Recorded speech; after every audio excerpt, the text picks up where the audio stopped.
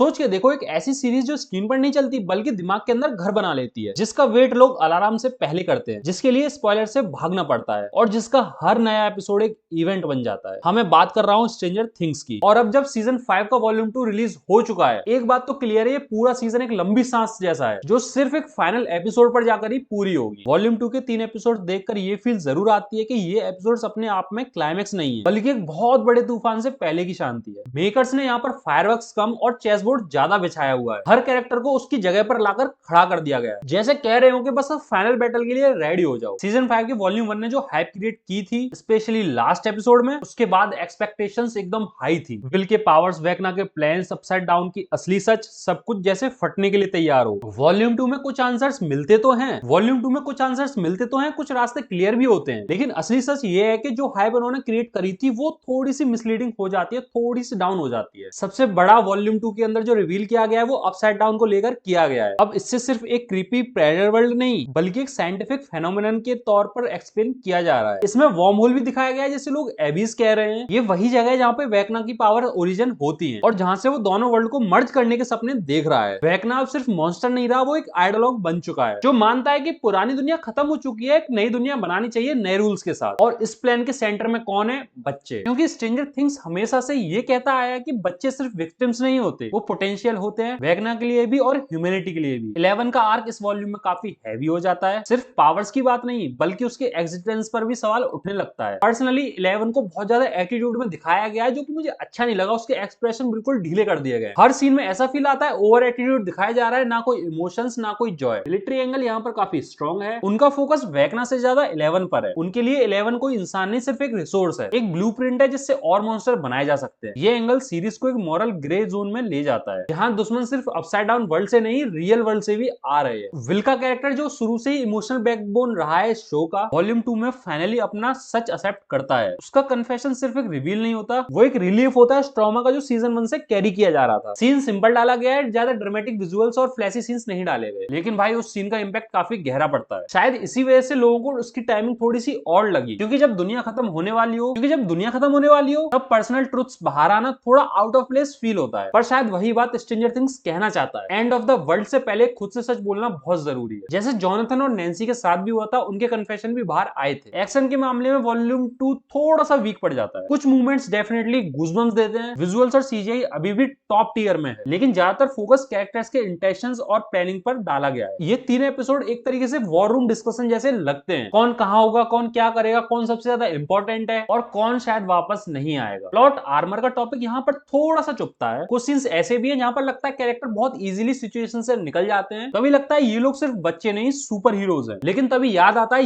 ये series sci-fi fantasy है, logic से ज्यादा इमोशंस पे चलती है, और जब तक इमोशन काम कर रहा है तब तक ऑडियंस माफ भी कर देगी। एक इंटरेस्टिंग चीज जो वॉल्यूम 2 करता है वो है पूरी ओजी गैंग को एक जगह पर लाना। जहां पहले हर सीजन में कैरेक्टर्स अलग अलग लोकेशंस में डिवाइड रहते थे, यहाँ पर लगता है जैसे मेकर्स डेलिबरेटली कह रहे हो ये आखिरी बार है सब साथ में। टीचर, पेरेंट्स, साइड कैरेक्टर्स सब एक ही बैटलफील्ड पर मौजूद है। ये एवेंजर्स टाइप मूवमेंट ज्यादा लाउड नहीं है, लेकिन भाई बहुत ज्यादा सेटिस्फाइंग है। म्यूजिक और साउंड डिजाइन अभी भी स्ट्रेंजर थिंग्स का एक स्ट्रॉन्ग पिलर बना हुआ है। बैकग्राउंड स्कोर सीन्स को लिफ्ट करता है बिना ओवरडूइंग करे। 80s का नॉस्टैल्जिया अभी भी अलाइव है, लेकिन अब वो सिर्फ स्टाइल नहीं, इमोशंस बन चुका है। अगर वॉल्यूम 2 को मैं एक लाइन में डिस्क्राइब करूं तो मैं कहना चाहूंगा ये कोई पे ऑफ नहीं है, एक प्रॉमिस है, एक वादा की जो सवाल उठाए गए हैं उनका जवाब फाइनल एपिसोड में जरूर मिलेगा। ये 3 एपिसोड शायद स्टैंड अलोन लेजेंडरी ना लगे, लेकिन बिना इनके फाइनल एपिसोड बिल्कुल अधूरा है। एक चीज तो पक्की है, लास्ट एपिसोड सिर्फ एपिसोड नहीं होगा, वो एक फेयरवेल होगा। सीजन 5 का वॉल्यूम 2 परफेक्ट तो नहीं है, लेकिन भाई ऑनेस्ट है। ये शो अपनी लेगेसी का बोझ महसूस करता है और शायद इसी वजह से थोड़ा संभल के चल भी रहा है। अब बस देखना यह है कि फाइनल एपिसोड इस लेगेसी को इमोर्टल बना पाता है या सिर्फ अच्छी याद बनकर रह जाता है। तुम्हें वॉल्यूम 2 कैसा लगा कमेंट में जरूर बताना। वीडियो को एक लाइक दे देना। तब तक के लिए मिलते हैं नेक्स्ट रिव्यू के साथ। Tata bye bye.